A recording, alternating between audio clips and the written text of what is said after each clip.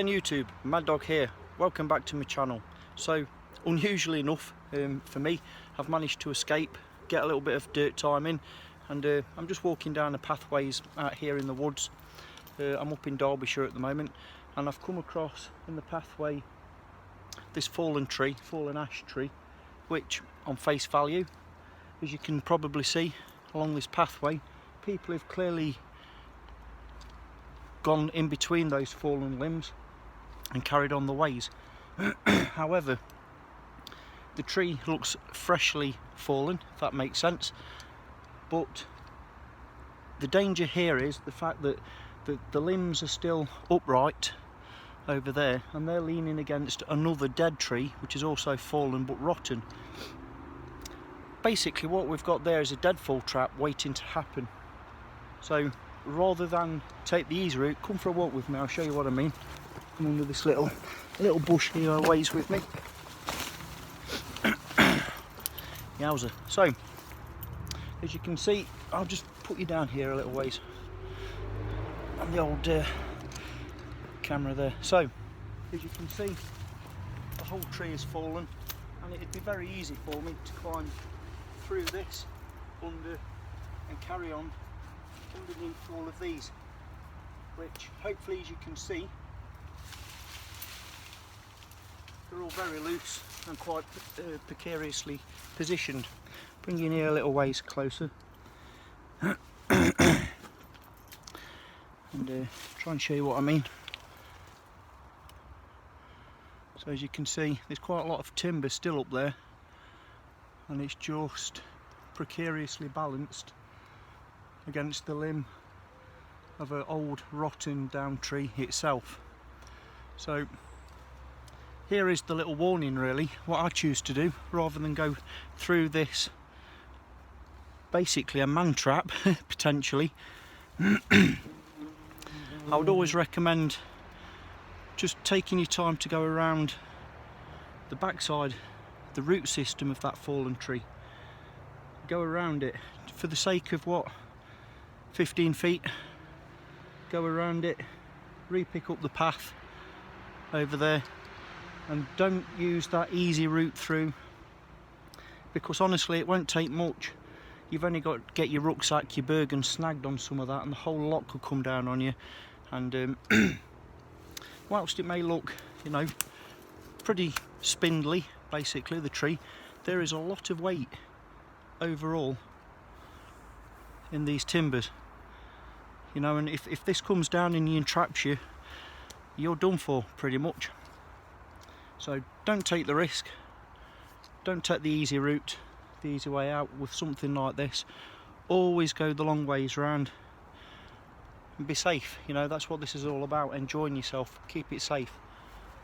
Excuse me. So I've been eating bugs and all sorts on the way down here. It's quite damp and moist over here in the woods, and consequently excuse me, a lot of bugs and flies to enjoy eating.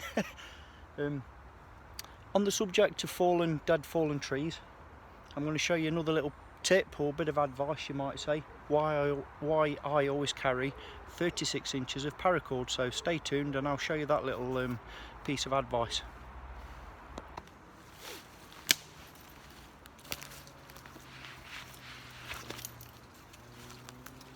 Alrighty, so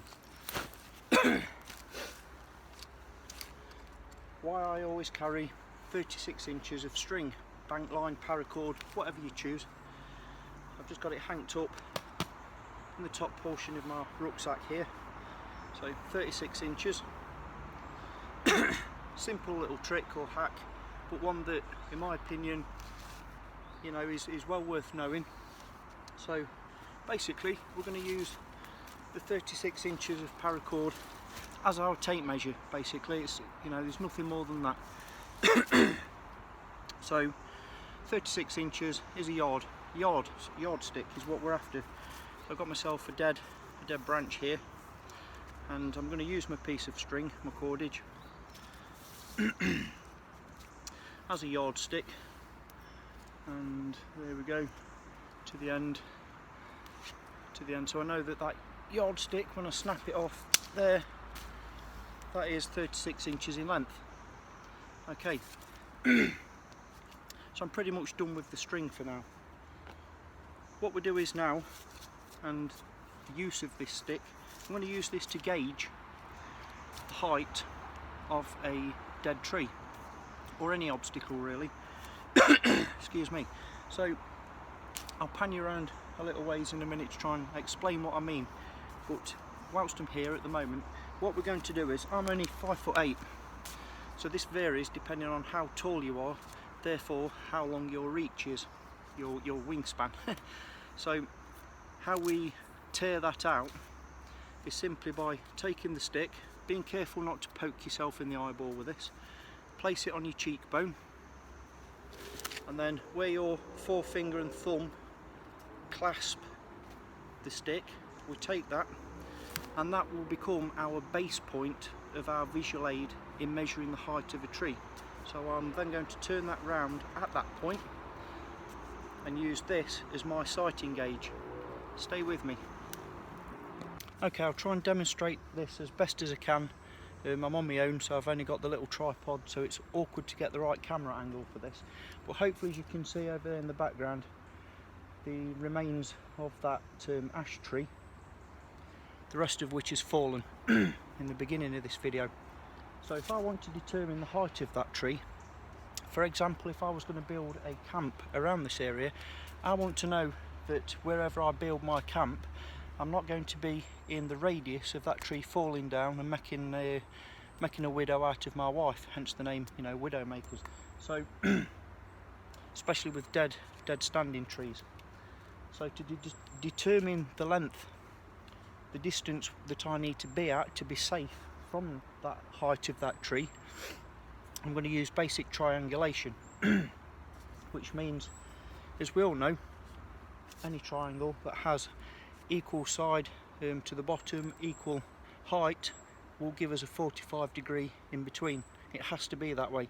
So the height of that tree, if I equal out it in length, will give me an angle from top to bottom of 45 degrees. So what I'm going to use with my yardstick, I'm going to hold it at the base where we did our sighting. So I pinch it there, and I'm going to use that as my base where my thumb is, and I'm going to eyeball that. I'm trying to do this in camera shot here. So I'm going to eyeball that at the bottom of that tree. This is awkward, left and right, upside down. I'm going to hold it in eye shot until I've got the top of that branch level with the top of the canopy of the dead standing tree, which means I'll have to either move forward or away to and from that tree until I've got them visually aligned, if that makes sense. So at the moment I would have to go quite a ways back for this to be in at the sight of line, like you would, you know, with a rifle. I'm lining the top of my stick with the top of the tree, and the bottom where my thumb is to the base of the tree, if that makes sense. Once I've established that, let me pan you down here a little ways. What I'm then going to do is I'm going to take my marker stick, I'm just going to drive that in the ground at the point where those reference points meet. Okay. Now what I can do now is, from that reference point, I can then pace out from this stick to the base of the tree, and that will ultimately, roughly within a foot or so, give me the height of that tree using triangulation. So now I know how many paces that is for the height. I could potentially be on the other side of that tree, count the paces away, and that will give me the radius. So I know that if I build my camp anywhere plus a little bit of safety margin away from that, I should be reasonably safe to camp in that area. This method can also be useful if you intend on felling a tree to purposely cross a ford, a river, a stream, etc.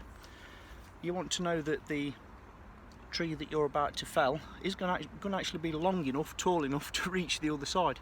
So again, you can use this method, assuming you know how wide the river or the stream is, of course, for that purpose.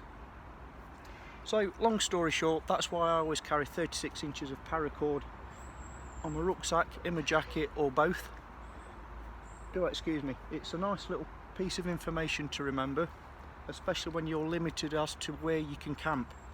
If there's any danger of widowmakers from above, then always use this. You know, it's better to use this method even if it's not 100% necessary. Be sure, you know, keep yourself safe, because, you know, when you're fast on at 2 and 3 o'clock in the morning and you hear a crack, by the time you wake up and realise what the crack was, you know, it's game over. So anyway, rambled on way too long as usual, but that's why I always carry 36 inches of paracord.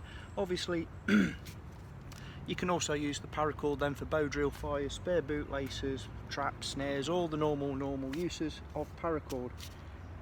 So I hope you find this useful, if not entertaining. I'm going to carry on my ways now through this little woodland. As you can probably hear, I'm against quite a busy A road, which is down a deep ravine. I'm on the top of a ridge at the moment. Try and get some more footage. I've got a basic kit for an overnighter in my rucksack, so I'm hoping to do that whilst I'm away for a couple of days. I'm at least going to get a good brew on and sample some wild edibles in my old warming flask over there, get a brew on and just chill out basically. I'm well overdue some dirt time, so I might not film everything because this is precious time for me, and I like to make the most of it. So anyway, thank you all very much for watching, joining me on this little one, and take care out there, whatever you're all doing. I'll see you all soon as always. Mad Dog signing off. Yeah!